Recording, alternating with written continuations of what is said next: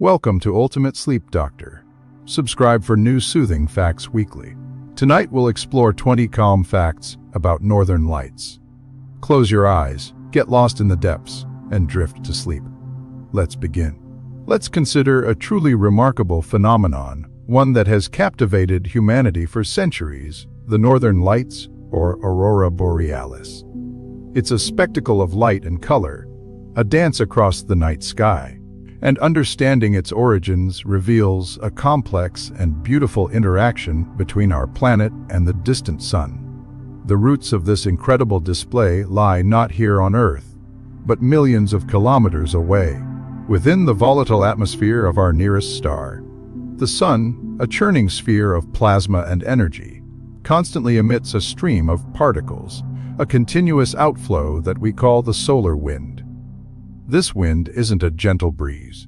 It's a relentless barrage of charged particles, primarily electrons and protons, propelled outwards into space at tremendous speeds.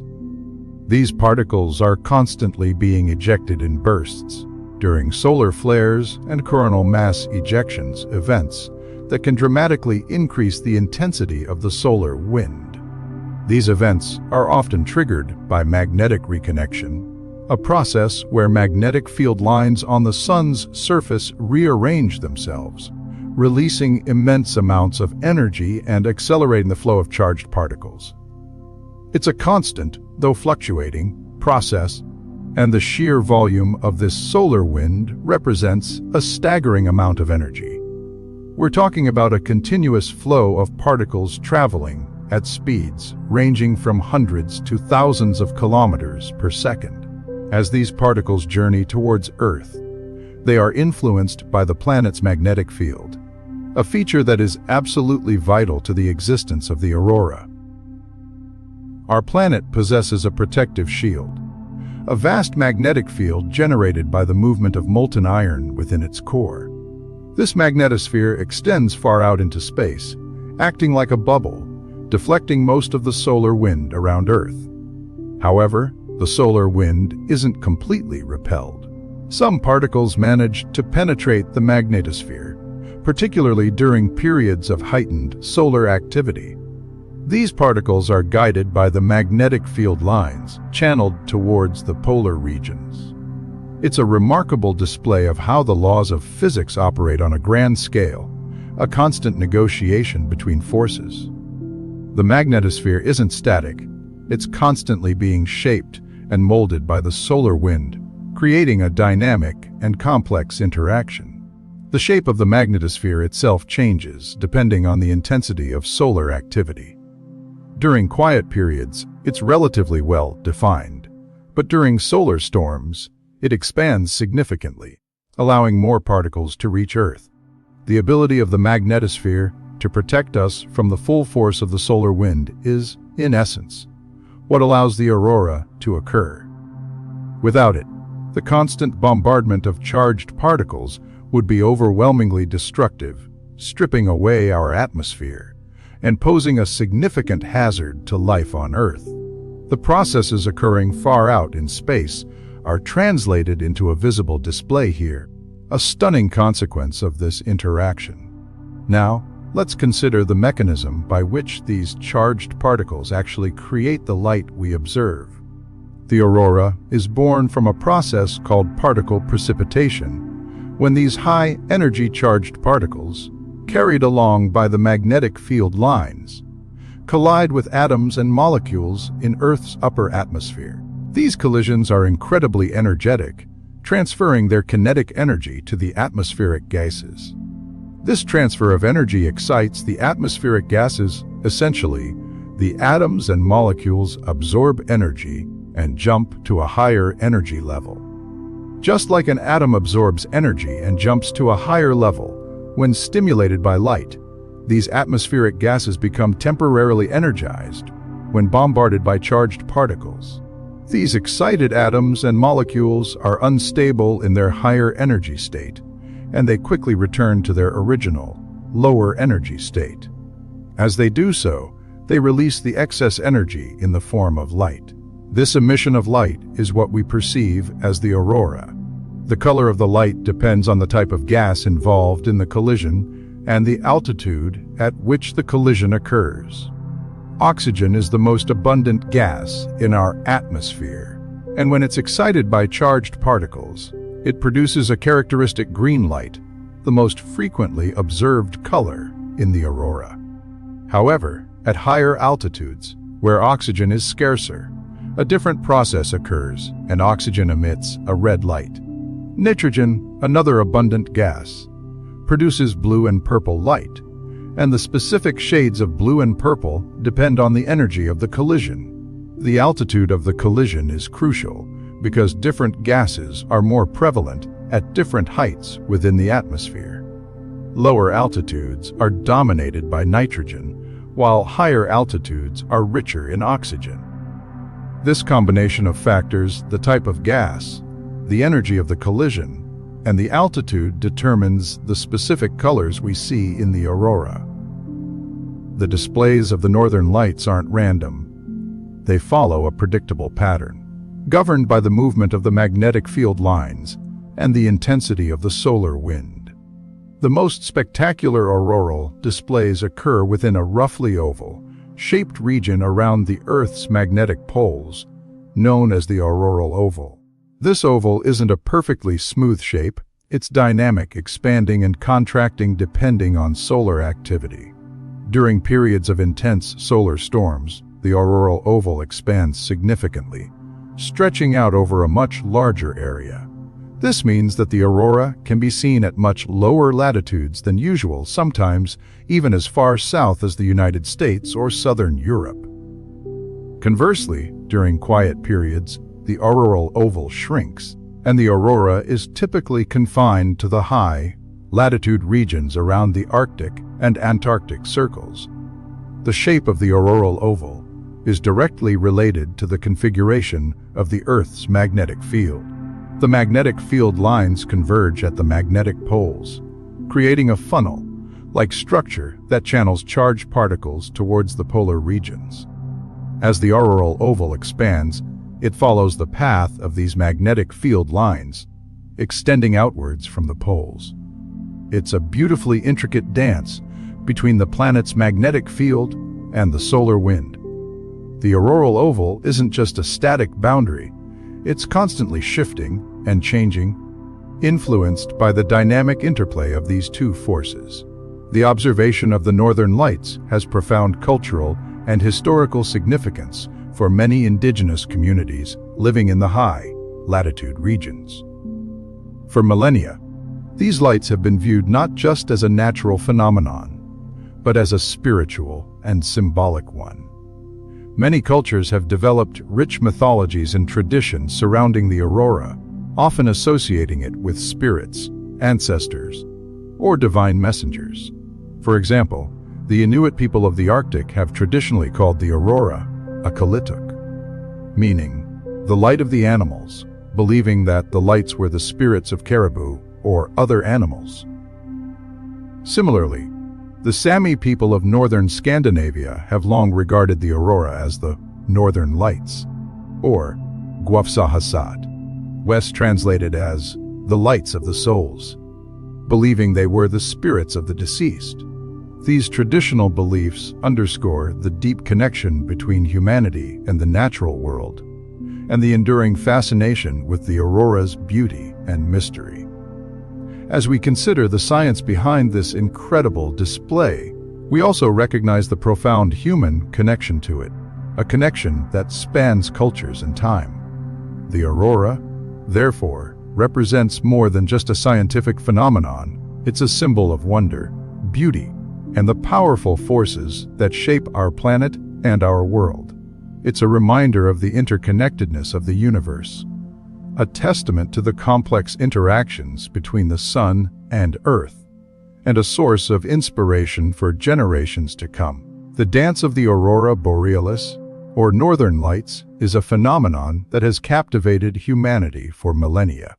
It's a display of ethereal beauty, a reminder of the immense power and constant activity of our sun.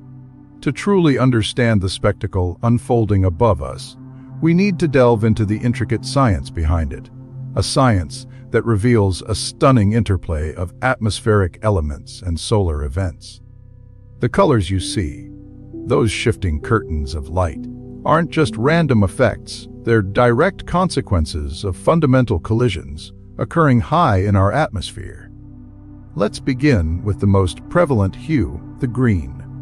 Green is by far the most frequently seen color of the aurora, resulting from collisions between oxygen atoms at lower altitudes.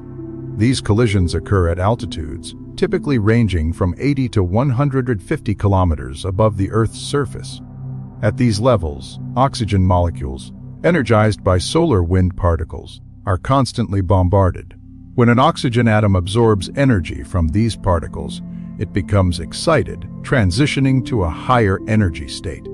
As this excited oxygen atom returns to its ground state, it releases that energy in the form of a photon, a particle of light.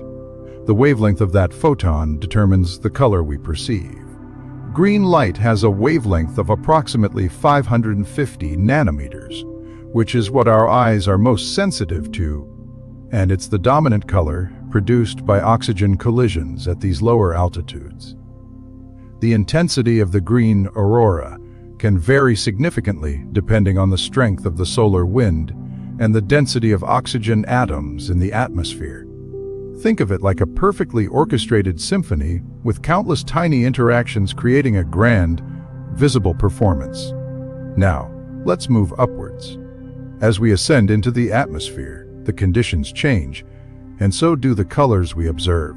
Red auroras are typically observed at higher altitudes, where oxygen atoms are colliding with a greater energy. These collisions happen at altitudes ranging from 150 to 400 kilometers. The increased altitude means the oxygen atoms are interacting with a more energetic solar wind. This higher energy leads to a different excitation process, resulting in a longer wavelength of light red. The red color is produced by oxygen atoms that have been bombarded with extremely high energy particles from the sun. These intense collisions excite the oxygen to a far greater extent, and when they return to their normal state, they release energy as red light. Red auroras are often more subtle and diffuse than green auroras, and they tend to appear as faint, widespread glows. Their visibility is highly dependent on the intensity of the solar wind, which directly impacts the energy being delivered to the atmospheric oxygen. Sometimes you might see shades of pink and purple mixed in with the red, indicating a complex interaction of energy and atmospheric constituents. The formation of these mixed colors adds to the magic and mystery of the aurora. But the story doesn't end with oxygen. There's another key player in this atmospheric ballet: nitrogen.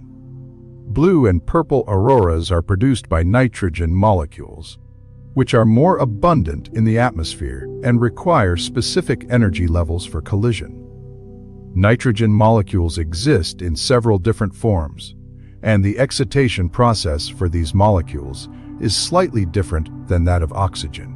Nitrogen molecules are most prominently involved in producing the purple and blue hues. These colors are typically observed at altitudes around 100 to 200 kilometers. Unlike oxygen, the energy required to excite nitrogen molecules is lower. The collisions with solar wind particles aren't as forceful, but they're plentiful enough to induce excitation and the subsequent emission of blue and purple light. The specific shades of blue and purple can vary depending on the density of nitrogen molecules and the exact energy levels of the solar wind particles. Moreover, the presence of other atmospheric gases can influence the color of the aurora, creating a fascinating spectrum of hues. The interplay between oxygen and nitrogen, alongside the contributions of other gases, makes the aurora a truly complex and dynamic display. It's crucial to understand that the intensity of the aurora is inextricably linked to solar activity. Powerful solar events, like solar flares and coronal mass ejections, significantly increase the intensity of the aurora displays, making them brighter and more frequent. Solar flares are sudden bursts of energy released by the sun, often associated with star spots' temporary dark areas on the sun's surface. Coronal mass ejections, or CMEs, are enormous eruptions of plasma and magnetic field from the sun's corona, the outermost layer of its atmosphere. When a CME reaches Earth, it interacts with our planet's magnetic field, producing geomagnetic storms. These storms dramatically increase the flux of charged particles entering the atmosphere, providing the necessary energy to excite the atmospheric gases, oxygen and nitrogen, and thus fueling the aurora. During these periods of heightened solar activity, the aurora can be seen at much lower latitudes than usual, sometimes even appearing in countries that have never previously witnessed the northern lights. The intensity of these events can range from a subtle glow to a breathtaking, pulsating display that illuminates the entire sky. As we consider the scale of these solar events, it's important to appreciate the fundamental driver, the sun itself. The sun's activity waxes and wanes in a roughly 11-year cycle called the solar cycle. This cycle is characterized by periods of high solar activity, known as solar maximum, and periods of low activity, called solar minimum. During solar maximum, there are more sunspots, solar flares, and CMEs, leading to stronger auroral displays. Conversely, during solar minimum, the sun is relatively quiet and the auroral activity is much weaker. The current period is entering its solar maximum phase, which means we are experiencing a greater likelihood of witnessing intense auroral displays. The 11-year cycle isn't a perfectly predictable pattern. There can be variations and irregularities in the cycle, but it remains the best framework we have for understanding the overall trends in solar activity and its impact on the aurora. The relationship between the sun and Earth is a dynamic one, a constant exchange of energy and particles. The magnetosphere, Earth's protective magnetic field, deflects most of the solar wind, but during periods of intense solar activity, it becomes stressed and can allow more charged particles to penetrate the atmosphere. These particles then collide with atmospheric gases, triggering the spectacular displays of the aurora. The aurora borealis, or northern lights, which appears in the northern hemisphere, and the aurora australis, or southern lights, which appears in the southern hemisphere, are testament to this ongoing interaction, a breathtaking reminder of the sun's power and our planet's connection to the cosmos. The colors dancing above us are not random. They are the visible manifestation of fundamental physics, a beautiful symphony of collisions and energy exchange playing out across the vast expanse of space. And as the solar cycle continues its rhythm, we can anticipate more opportunities to witness this extraordinary celestial phenomenon. The dance of the aurora, the northern lights, a spectacle that has captivated humanity for millennia. It's a phenomenon rooted in the very heart of our solar system, a testament to the constant interaction between the sun and our planet. Let's delve deeper into the science behind this breathtaking display, exploring how these shimmering curtains of light are predicted, how they sometimes take on extraordinary forms, and how their beauty is experienced across the globe. Understanding how the aurora forms begins with the sun itself. Our star isn't a steady, reliable source of light and warmth. It's a wildly fluctuating ball of plasma, constantly erupting with solar flares and coronal mass ejections. These events release tremendous amounts of energy and charged particles, primarily electrons and protons, into space.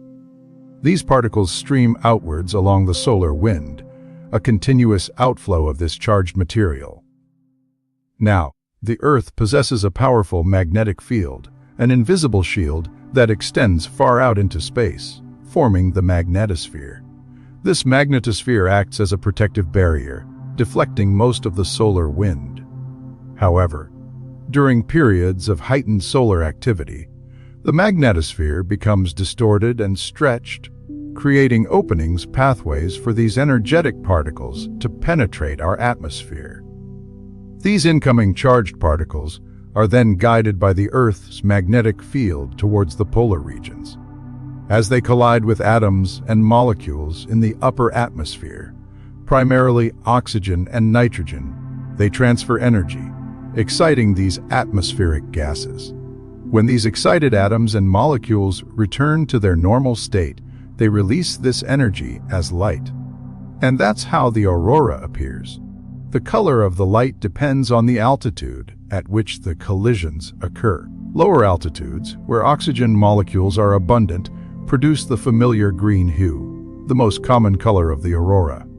Higher up, where oxygen molecules are less prevalent, red auroras appear. Nitrogen produces blue and purple light. The intensity and complexity of the aurora are directly related to the strength and frequency of these solar particle events.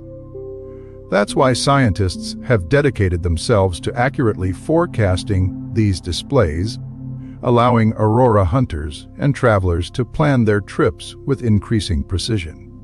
This forecasting process relies on sophisticated space weather models. These models take into account a multitude of data points, including solar wind speed and density, magnetic field strength, and observations from satellites orbiting Earth. Instruments aboard these satellites constantly monitor the conditions in space, relaying information back to ground stations. The models then predict the likelihood and intensity of auroral activity, offering valuable insights for those seeking to witness this remarkable display. It's important to understand that aurora forecasting is not an exact science. It's a probabilistic assessment. The intensity of solar events can be difficult to predict with absolute certainty, and the complex interaction between the solar wind and the magnetosphere makes accurate forecasting a continuous challenge. Nevertheless, advancements in space weather monitoring and modeling are steadily improving the accuracy of predictions, making it easier for people to experience the aurora. Now, let's consider some of the more unusual and visually striking forms that the aurora can take. Occasionally, the auroral curtains appear to flow outward from the main displays, creating a swirling, crown-like effect. This phenomenon, known as the crown aurora, is a relatively rare sight. It's believed to occur when the magnetic field lines become particularly complex and turbulent, creating eddies and vortices within the auroral oval, the ring-shaped region where auroral activity is most intense. These swirling patterns of light can be truly mesmerizing, adding to the already awe-inspiring spectacle. The crown aurora is a powerful visual reminder of the dynamic and chaotic nature of the space environment. The experience of witnessing the aurora is profoundly influenced by geography. While most commonly observed in the Arctic and Antarctic regions, Alaska, Canada, Iceland, Norway, Sweden, Finland, and to a lesser extent, in parts of Scotland and northern Europe, the aurora's appearance is far from limited to these latitudes. During periods of intense solar activity, auroral displays can occasionally be seen in higher mid-latitude locations. This is because the magnetosphere expands outwards during particularly strong solar storms, increasing the area over which auroral activity is visible. The further south you venture, the less frequent and weaker the auroral displays tend to be. But even in locations like southern England or parts of the United States, a lucky observer might be treated to a fleeting glimpse of the northern lights. It's crucial to appreciate the distinction between geographic north and magnetic north. The aurora's appearance is primarily dictated by the magnetic poles, not the geographic poles. The magnetic poles are not fixed in location. They wander slightly over time, influenced by the shifting currents within the Earth's molten iron core. Consequently, the auroral oval, the region where the aurora is most frequently observed, shifts along with the magnetic poles. This means that the location of the aurora can vary significantly from day to day, or even from hour to hour. Understanding this distinction is essential for accurate aurora forecasting and for interpreting the observed patterns of light. A trained eye, coupled with a thorough understanding of the underlying physics, is paramount to fully appreciating the complex dance of the aurora. The beauty of the aurora isn't confined to the Arctic and Antarctic. Its counterpart in the southern hemisphere is known as the aurora australis, and it occurs over Antarctica. Just as the northern lights shimmer across the skies of the north, the aurora australis dances across the dark expanse above the southern continent. The mechanisms driving both auroral displays are fundamentally the same: charged particles from the sun colliding with atmospheric gases. The logistical challenges of observing the aurora australis are considerably greater than those associated with viewing the northern lights, owing to the remote and hostile environment of Antarctica. However, dedicated researchers and adventurous travelers regularly venture to the southernmost continent to witness this incredible spectacle. The science surrounding the aurora is intimately connected to our planet's own history and evolution. The Earth's magnetic field, the shield that protects us from harmful solar radiation, is itself a product of the planet's internal dynamics. The movement of molten iron within the Earth's core generates electric currents, which in turn create a magnetic field. This magnetic field has undergone significant changes over geological time, influencing the intensity and frequency of auroral displays. As we consider the vast scale of geological time, over millions of years, the Earth's magnetic field has reversed its polarity multiple times, a process known as a geomagnetic reversal. These reversals are associated with fluctuations in the intensity of the auroral displays, highlighting the dynamic and ever-changing nature of our planet's magnetic environment. The continued study of the aurora therefore provides invaluable insights into the processes shaping our planet's interior and its interaction with the solar system. The swirling, ethereal curtains of the northern and southern lights are, in essence, a window into the fundamental forces that govern our universe. The air itself seems to hold its breath as the first hints of green begin to dance across the horizon. It's a spectacle unlike any other, a silent performance orchestrated by forces far beyond our everyday comprehension. The northern lights, or aurora borealis, represent far more than just a beautiful phenomenon. They are a tangible connection to the immense and often unsettling power residing within our solar system. Consider the scale of it all, the distances involved, and the intricate processes at play. The formation of the aurora is intrinsically linked to the sun's activity, a constant stream of charged particles hurled outwards in what we call the solar wind. These particles, energized by the sun's magnetic field, embark on a journey across vast interplanetary space, a journey that can take anywhere from a few hours to several days. As they approach Earth, they interact with our planet's magnetic field, creating a complex and stunning display of light. But before we delve too deeply into the science, let's appreciate the profound human connection to this extraordinary event. Indigenous cultures across the northern latitudes, from the Inuit of Greenland and Canada to the Sami of Scandinavia, have observed and interpreted the northern lights for millennia. These weren't merely passive viewers. They were active participants in a rich tapestry of storytelling and spiritual belief. The aurora was, and remains for many, a direct line to the spirit world. In many Inuit traditions, the lights were seen as the souls of the deceased traveling to the afterlife, shimmering with the brilliance of their journeys. They were considered the voices of ancestors, offering guidance and wisdom to those who remained.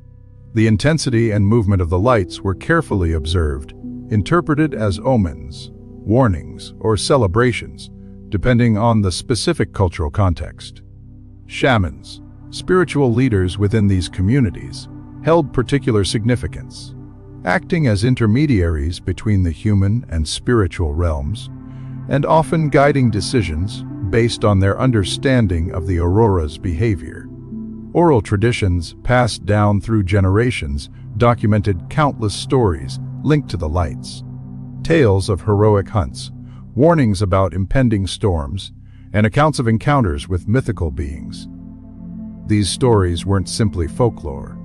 They were a vital part of maintaining social cohesion, providing a framework for understanding the world and one's place within it. The reverence displayed by these early observers reveals an inherent appreciation for the natural world and the humbling realization of humanity's place within the grand scheme of the universe. Quietly, beneath the surface of scientific explanation, the aurora retains its profound spiritual significance. Over thousands of years, human understanding of the aurora has evolved alongside technological advancement. Initially, explanations were rooted in mythology and superstition. However, as scientific inquiry began to take root, particularly in the 19th century, the aurora started to be viewed through the lens of physics. Scientists, like Christian Birkeland and Gaston Planté, began to unravel the intricate processes driving the phenomenon, identifying the role of the solar wind and the Earth's magnetic field.